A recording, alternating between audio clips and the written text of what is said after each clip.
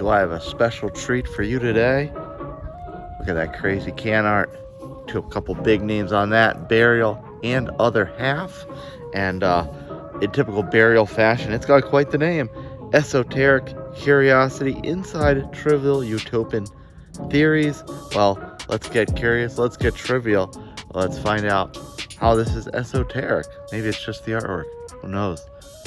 See what this bad boy's all about right after the theme song.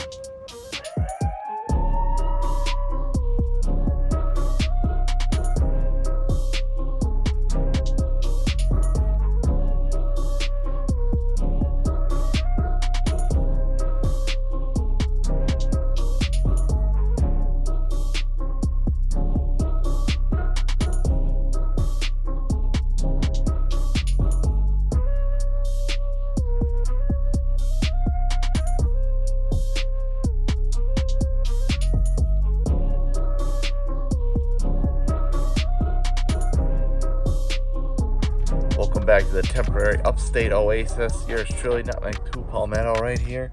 And like I said, it is quite the treat. And it is super fresh, canned on December 5. So what's that? 12, 19. It's just over 2 weeks old the time I'm doing this. It is from huge names.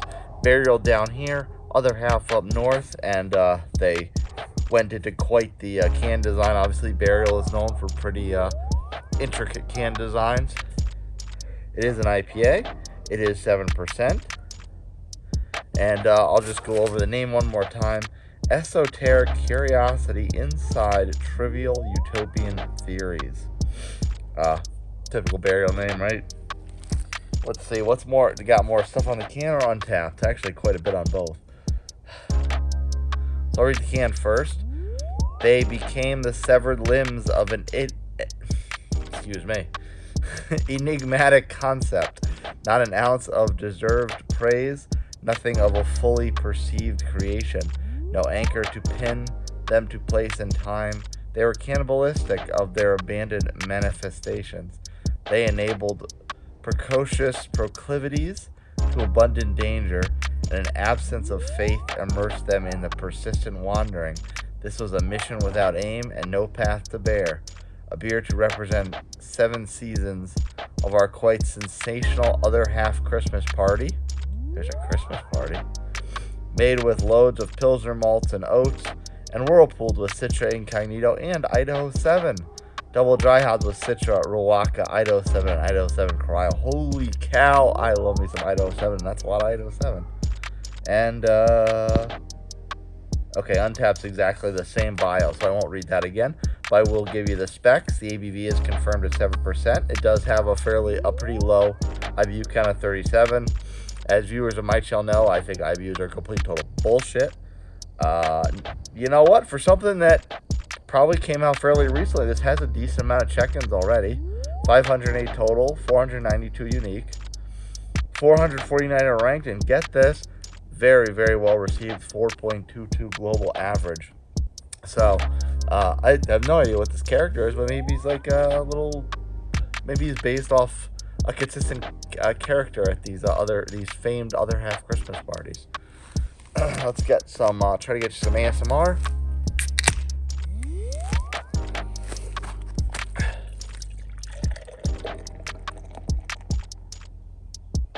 Got some nice clearness to it.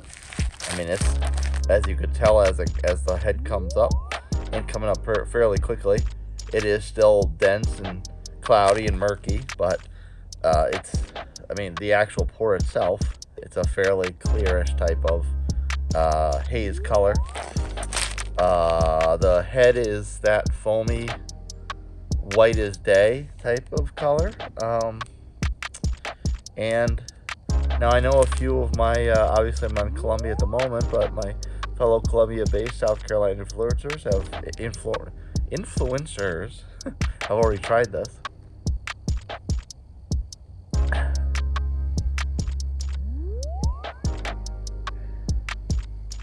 It definitely smells, well, actually, it kind of smells like a mix between your typical burial aroma and your typical other half aroma, because it doesn't have that like dense yet sweet other half type of oat based aroma, but it also doesn't smell like super piney or sharp like a burial does. I can definitely pick out a little bit of both. It's almost like the kind of oat based IPA that you're used to from another half beer is kind of dimming down the typical piney notes that you're used to in a burial beer, and vice versa. So a very approachable aromatic. So let's dive through that head and see what it tastes like, yeah?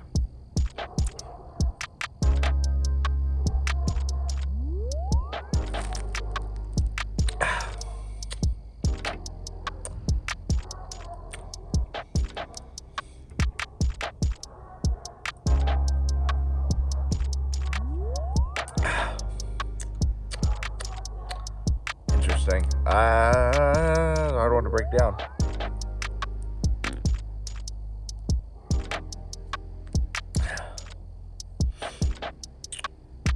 So, it's got a fairly thicker, more dense body. So it's definitely got the other half body. And it's got a little bit of the other half flavor. Very kind of this oatmeal bread based type of mouthfeel and flavor. Despite that flavor, it's actually fairly thin. It's probably like somewhere between thin and medium mouthfeel. The flavor is actually more like an oat based IPA. It's really not having any of those like piney citrusy notes. I mean, I do love Idaho 7, so I do find this, and Riwaka, although you don't see it very often, I am pleased with the beers I've had that I've known to have Riwaka in them. So this is definitely something that's more softer and palatable. There's a little teeny tiny bit of a hot bite on the mid to back end of your palate, but it's not so strong it's blowing out the beer, overpowering your palate or anything like that. So it's pretty easy to crush, and that's not too bad. I think I'll enjoy that one. In fact, I know I'll enjoy that one. Cheers, friends. See you next time.